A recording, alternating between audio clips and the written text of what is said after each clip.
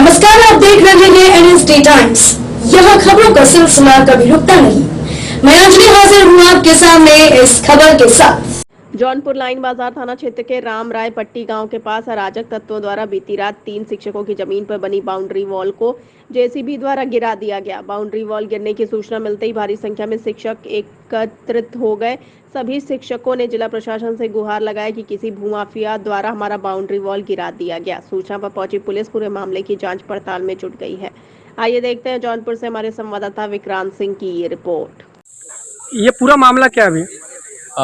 पूरा मामला बताने से पहले हम अपना परिचय बता दें। हम राजेश सिंह पुत्र सुधाकर सिंह, ग्राम कुरेथू गौरावासा थाना क्षेत्र के निवासी हैं और पेशे से हम एक शिक्षक हैं।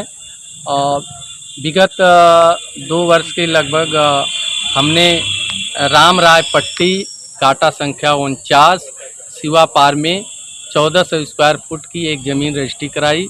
रजिस्ट्री कराने के बाद उसको बाउंड्री करवाया और उसके बाद बगल में ही हमारे 3 और शिक्षक साथियों ने लिया था। हमारे बाएं साइड हम 4 शिक्षक साथी वहां ज़मीन लिए और हमारे दाएं संघ भवन हम आरएसएस का बना हुआ है।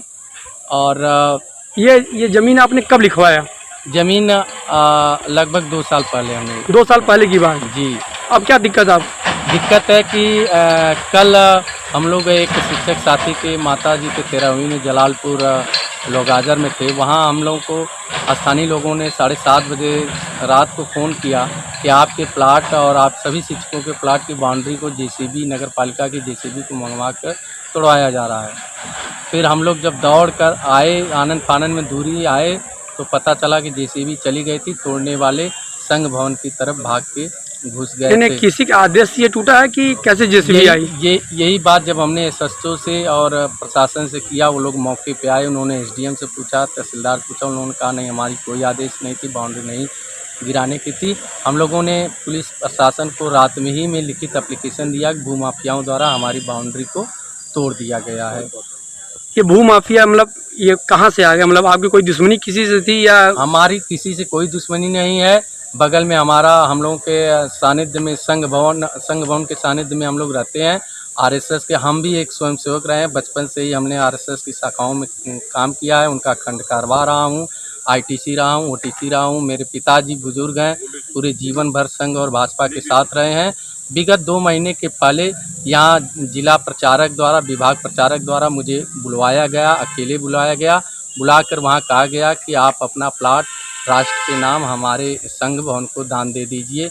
हमने असमर्थता जताई कि मैं 14 परिवार के सदस्य का इकलौता कमाने वाला शिक्षक हूँ।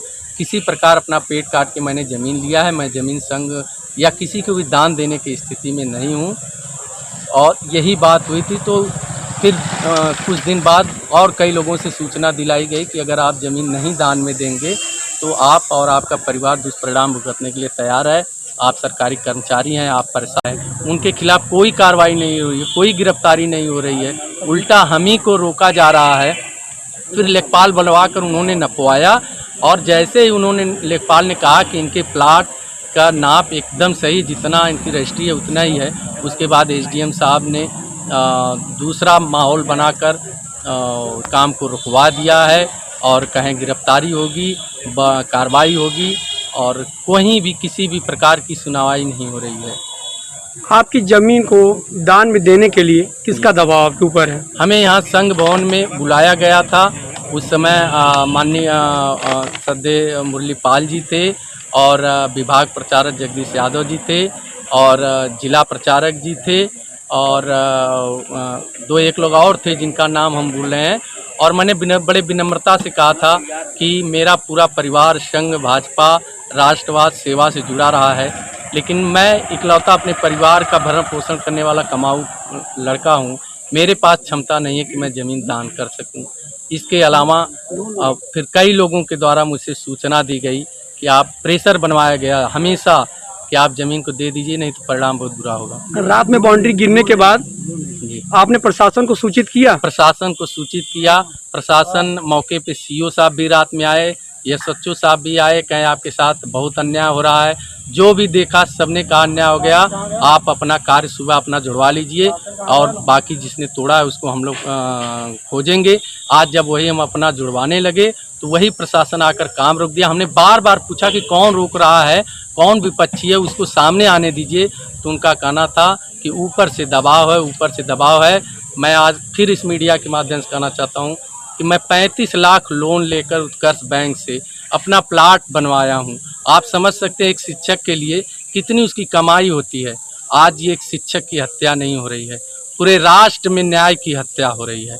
आज मैं न्याय के लिए सड़क पर हूँ, कल पूरा देश आएगा। आप लोग सभी से निवेदन है कि हमारे इस न्याय की लड़ाई में साथ दीजिए, चूँकि यहाँ के लोगों से न्याय की उम्मीद नहीं रह गई है। मैं आदरणीय मुख्यमंत्री जी से निवेदन करूँगा कि आप हमारे साथ न्याय करें, एक शिक्षक के साथ न्याय करें। और अब जिस पीड़ा की स्थिति में हम गुजर रहे हैं, अगर हमें न्याय नहीं मिलेगा, प्रशासन के द्वारा न्याय नहीं मिलेगा, तो अंतिम विकल्प है इतना बड़ा कर्ज हमारा परिवार झेल नहीं पाएगा और फिर हमें इस समाज से हमेशा के लिए इसी प्लाट पे हम अपने पूरे परिवार के साथ शहीद होने के लिए बाध्य हो जाएंगे। मेरी बात आप लोगों के माध्यम से प्रशासन को जाए, न्याय मिले, यही हम उम्मीद करते हैं। क्या है एक्चुअली जो माधव सेवा आश्रम है उसके बगल में सरकारी ज़मीन है और उसी के बगल में एक प्लॉट है जहाँ पे बाउंड्री बनी हुई थी। तो कुछ अज्ञात लोगों द्वारा बाउंड्री गिरा दी गई है।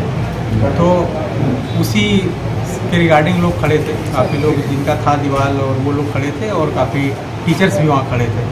उस मामले में हम लोग गए थे और उसकी हम लोग जांच कर रहे हैं कि कौन रिस्पॉन्सिबल है, उसके लिए कार्रवाई की जाएगी और जो उचित पैमाइश करके जिसका जो भी होगा कब्जा उसको दिया जाएगा। तो सर आरोप लग रहा है तहसीलदार पर कि दबाव बनाया जा रहा था जमीन दान में देने के लिए, इस तरह की बातें सामने फोन करके उसका ऑडियो भी आ रहा है। किस तरह से इसको देखना, आरोप लगा कि तहसीलदार एक तरफ से पार्टी बन रहे हैं? नहीं, इसमें कोई सत्यता नहीं है, इस टाइप की कोई भी बात नहीं आई है। ना ही जिनका है, किसी कहने वाले अफवाह तो बहुत सारी होती है, लोग कह रहे होंगे, बट जिनका है जमीन उनकी तरफ से ऐसा कोई भी स्टेटमेंट नहीं आया है और इस बात में बिल्कुल भी सत्यता नहीं है। उनका ये भी कहना है टीचरों का कि अगर उनके साथ नाइंसाफ़ी हुई तो अपने को वहीं पे समाप्त कर लेंगे, आत्मदाह कर लेंगे सब परिवार पे। किसी के साथ ऐसा नहीं होगा, जो भी होगा न्याय होगा। जो हमारा रेवेन्यू मैप है उसी के हिसाब से पैमाइश होगी। जो सिहत्ता है, जो एक लैंडमार्क होता है, वहाँ से हम लोग पैमाइश करेंगे और जहाँ भी चक रोड आएगा या जिसका भी चक जो भी आएगा जहाँ पे, वहाँ पे उसको पोजीशन दिया जाएगा। 2020 में पत्थरगड्डी हुई थी, 2020 में इसकी पत्थरगड्डी हुई थी, उसकी फाइनल रिपोर्ट है, सारी चीज़ें हैं। वर्तमान में वो अधिकारी यहाँ हैं भी, कानून गो वगैरह उन्हीं के द्वारा की गई थी जी। तो क्या वो गलत है? नहीं, गलत नहीं है, वो किसी आधार पे बनी होगी फील्ड में। और अगर बाउंड्री वाल गिरी है तो उसी की हम लोग जांच कर रहे हैं कौन रिस्पॉन्सिबल है उसके लिए और कहाँ तक उनका होना चाहिए, कहाँ तक चक रोड होना चाहिए, कहाँ तक उनका मकान होना चाहिए। क्या संघ की तरफ से कोई शिकायत? हाँ, प्रार्थना पत्र संघ की तरफ से मिला है सर। क्या दोनों पार्टी इंक्रोचमेंट का मिला है कि वो रास्ते पे बढ़ के वो लोग दीवार खड़ी कर लिए हैं और वैसे आप मौके पे अगर देखेंगे तो मैप के हिसाब से नहीं है, मैप के हिसाब से थोड़ा बाहर साइड में जो उनका निकला हुआ। सर आधी रात को जेसीबी जाती है बाउंड्री वाल, किस आदेश के तहत जाती है? अगर सरकारी तंत्र गिराता है तो आया तो फिर कौन गिराया है? यही तो लोग बताना नगर पालिका की जेसीबी गई, जो लोग बता रहे हैं वहाँ। तो ऐसे में कैसे पॉसिबल आधी रात को किसी की बाउंड्री गिरा देना? आदेश हो आप गिराइए जी। ऐसी कोई चीज़ संज्ञान में नहीं आई है। अभी हम लोग जांच कर रहे हैं कि किसके द्वारा गिराया गया है। जो भी रिस्पॉन्सिबल हुआ, वो लोग भी यही बोल रहे हैं कि अज्ञात लोगों द्वारा गिराया गया है। जो भी उसके लिए रिस्पॉन्सिबल होगा उसके खिलाफ कार्रवाई की जाए। इस कड़ी में बस इतना ही। ताजा तरीन खबरों के लिए बने रहिए NSD टाइम्स के साथ। मुझे इजाजत दीजिए, नमस्कार।